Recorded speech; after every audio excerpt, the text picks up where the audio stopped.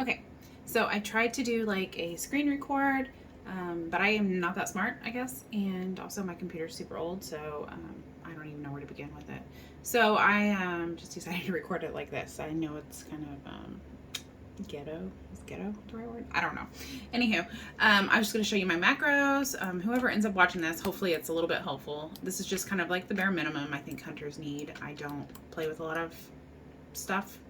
Um, this is just what I play with, and it works for me. I think that the weapon swing timer is probably the only thing that you really, really for sure need, but the macros help a lot. All right, so the first thing is the weapon swing timer. It is literally just called weapon swing timer. So you download that, and I like to go in here and I just disable the melee settings. You go to your hunter and wand settings, and I like to change it to this one right here. It makes it one bar that goes from left to right, rather than it like sometimes it like goes in, like it was like red over here and red over here, and it goes in. I guess you'll see it when you download it, but I just don't like the way it looked, so that's how I like it. And then macros. The one macro that I recommend, especially when dungeoning, I can't word. Doing dungeons and some raid situations, sometimes it becomes problematic and you need to just use them separate. But for questing and stuff, it does help to have your hunter's mark. Oh, you can't see that. Let me move this. Your hunter's mark and your pet attack all in one macro. It's just easy. Okay, and then your multi-shot, your steady shot, and your arcane shot should all be macroed in to use kill command as soon as the cooldown's up. You want to be using that on cooldown. It's really important to make sure that you're getting the most of your DPS. So I just press my 2 button, and it does the hunter's mark and sends my pet in. And I usually start out with auto shot, and you see how it's filling. This little line right here means I need to use my multi-shot before that, or it'll clip my auto shot. So let's see if we can maybe get one that doesn't die right away. All right, so I do steady shot, and then I'll do a multi-shot, and then anytime I run, if I'm running, then I will use my arcane shot. But for the most part, you just want to be using auto shot, steady shot, and multi-shot.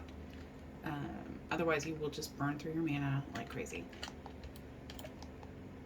So like if you have to run and you know you're going to be moving, use your arcane shot. And then sometimes your haste gets so high that you can't even, you're just doing auto attack, and sometimes you can throw in a arcane shot or a multi-shot, or you're just doing 1-to-1 steady shot, auto shot. So, all right, so there's that. I can't think of anything else besides that. I know there are macros that will let you use all your cooldown items at once, but I don't have that. I just like to use mine when they're available.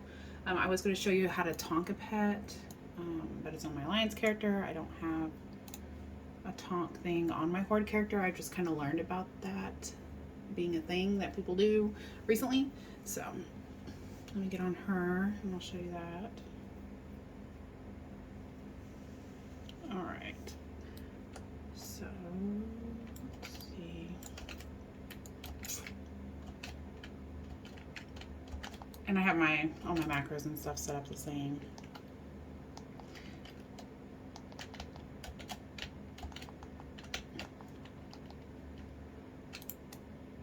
All right, so say you're in a raid, your pet's dying, which is definitely going to happen, and you just tonk your pet. Your pet's gone, and you're a tonk. So just, you can't see it, but up here at the top where your buffs are, just left click out of that and resummon your pet, and he's alive and well. So, I mean, the biggest thing with hunters is literally pet management. So, if you can get that done, We're good. Also, I wanted to show you that hunters are not super gear dependent. I don't know if you can see, but on my Alliance Hunter is way better geared than my Horde Hunter.